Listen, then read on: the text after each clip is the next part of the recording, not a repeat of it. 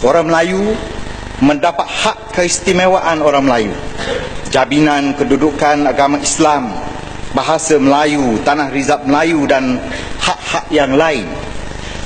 Orang bukan Melayu mendapat jaminan hak mengamalkan adat resam, bahasa dan agama masing-masing, di samping hak mereka yang terpenting sekali, iaitu hak kewarganegaraan untuk berkongsi hidup sebagai rakyat di bumi bertuah ini. Negeri-negeri Melayu yang menyertai persekutuan juga dijamin kedudukannya di dalam persekutuan ini. Manakala raja-raja Melayu pula dijamin kedaulatan dan hak-hak kedaulatan atas dirinya sebagai tanda terima kasih rakyat atas perkenan baginda-baginda melepaskan banyak hak-haknya yang lain dalam sistem raja berperlembagaan.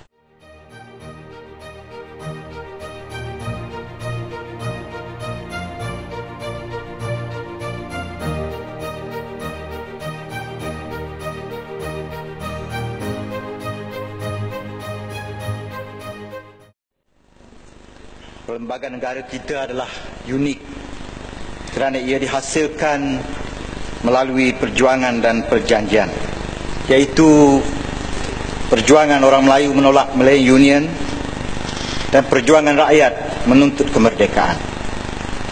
Penolakan Malayan Union melahirkan perjanjian persekutuan Tanah Melayu tahun 1948 dan perjuangan kemerdekaan menghasilkan perjanjian kemerdekaan tahun 1957. Inilah uniknya perlembagaan kita.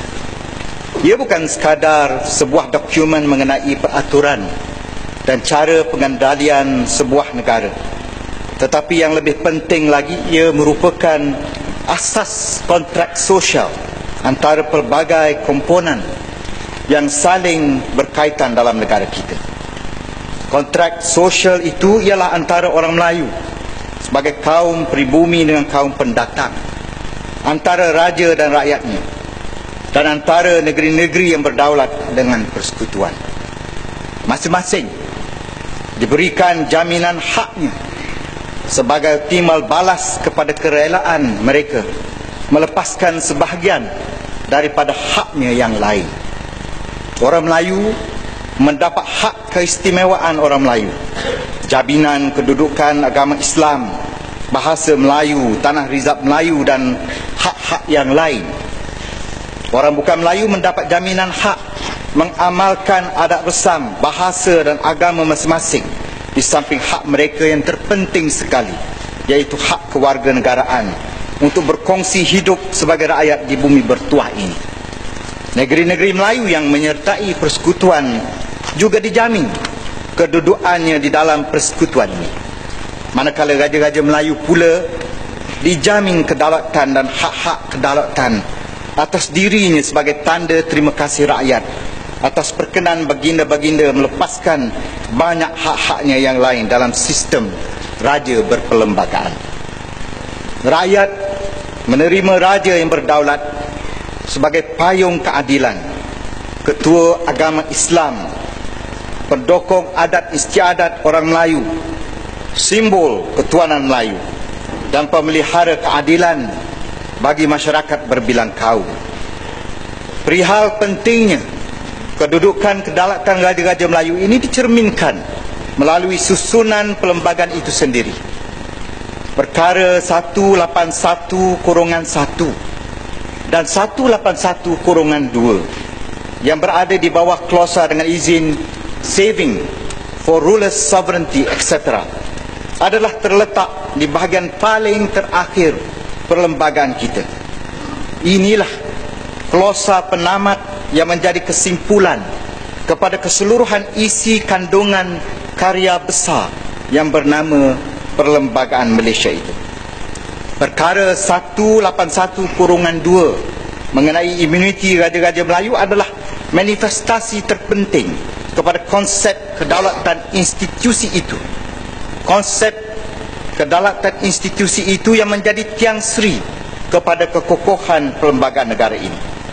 Keharmonian antara pelbagai pihak di negara ini akan terus kokoh selagi rakyatnya rela bertolak ansur.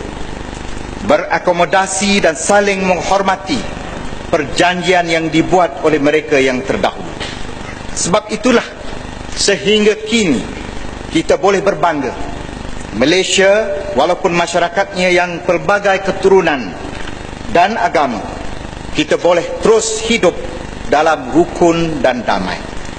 Sejarah keharmonian ini pernah dicacatkan oleh tragedi 13 Mei 1969, iaitu 21 tahun setelah perjanjian 1948. Perbezaan taraf ekonomi antara kaum-kaum mencetuskan perasaan marah hingga ada yang mengungkit perjanjian terdahulu. Ini termasuk membangkitkan soal kewarganegaraan, mencaci raja-raja Melayu dan mempertikaikan hak keistimewaan orang Melayu. Sebab itulah selepas tragedi hitam itu, rakyat terpaksa diingatkan kembali perjanjian asal tadi dan diberi amaran. Demi kestabilan dan kemakmuran negara, jangan sesiapa pun mengungkitkan lagi soal hak keistimewaan orang Melayu, soal kedudukan bahasa Melayu dan soal kedudukan institusi raja-raja Melayu. Bahkan kepada orang Melayu sendiri, mereka diingatkan jangan sama sekali bangkitkan soal hak kerakyatan kaum bukan Melayu. Ini adalah persetujuan asal yang tidak boleh diungkit lagi. Kebebasan bersuara yang dijamin dalam perlembagaan bukannya untuk memaki hamun sesiapa sahaja tanpa mengambil kira soal sensitiviti perasaan rakyat yang berbilang kaum. Sebab itulah dalam tahun 1971 Perlembagaan Persekutuan dipinda dan dimasukkan perkara 63/2 yang melarang sesiapa sahaja termasuk di Dewan yang mulia ini membangkitkan perkara-perkara yang disifatkan sensitif oleh akta hasutan. Ini termasuklah soal yang menyentuh kedudukan dan kemuliaan martabat raja-raja Melayu. Bagi mengelakkan peristiwa pahit tadi berulang lagi, kita memberi kunci amanah kestabilan negara kepada institusi raja-raja Melayu. Saya ulangi, kita memberi kunci amanah kestabilan negara kepada institusi raja-raja Melayu yang berdaulat untuk menyimpan, bukan kepada ahli-ahli politik. Amanah itu ialah perkara 159/5 Perlembagaan Persekutuan. Antara lainnya, perkara 159/5 ini menyatakan bahagian 3 perlembagaan kita mengenai hak kewarganegaraan. Perkara 38 mengenai kedudukan raja-raja Melayu. Perkara 152 mengenai kedudukan bahasa Melayu. Dan perkara 153 mengenai hak keistimewaan orang Melayu. Tidak boleh dipinda melainkan dengan persetujuan Majlis Raja-Raja Melayu. Inilah amanah besar keharmonian negara yang tidak boleh diubah oleh kuasa majoriti 2/3 di Dewan Rakyat tanpa persetujuan Majlis Raja-Raja Melayu. Maka inilah peranan paling unik dan terbesar yang diamanahkan kepada institusi Raja-Raja Melayu kita. Ia bukannya sekadar simbol kepada sejarah peradaban bangsa kita, tetapi sebagai pemegang amanah kepada masa depan kestabilan negara yang tercinta ini.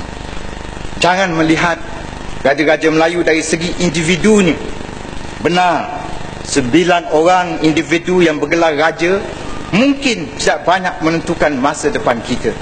Tetapi sebuah institusi besar yang mengandungi 9 buah institusi Raja-Raja Melayu tetap besar maknanya dalam melindungi amanah tadi. Malangnya, sekali lagi, selepas 21 tahun kita bersetuju dengan peraturan-peraturan tadi, nampaknya sejarah mula dilupakan.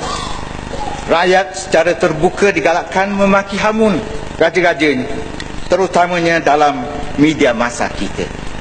Cadangan perkara 63/5 mengenai akta hasutan hanya akan menjadikan Parlimen gelanggang mencerca Raja-Raja Melayu.